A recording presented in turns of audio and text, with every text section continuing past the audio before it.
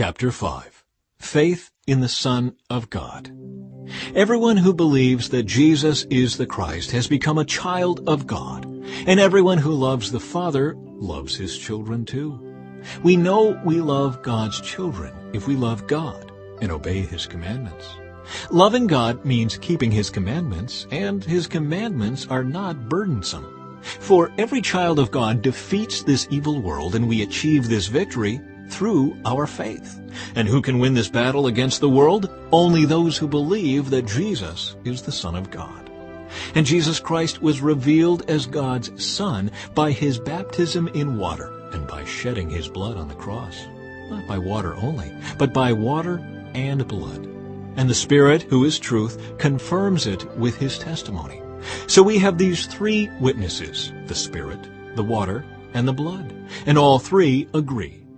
Since we believe human testimony, surely we can believe the greater testimony that comes from God, and God has testified about his Son.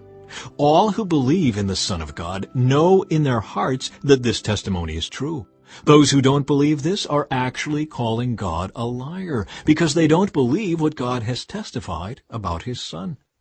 And this is what God has testified. He has given us eternal life, and this life is in his Son.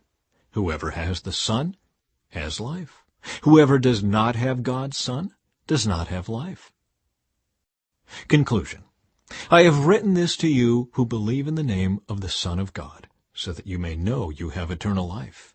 And we are confident that he hears us whenever we ask for anything that pleases him. And since we know he hears us when we make our requests, we also know that he will give us what we ask for.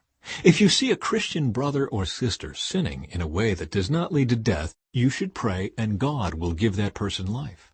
But there is a sin that leads to death, and I am not saying you should pray for those who commit it. All wicked actions are sin, but not every sin leads to death.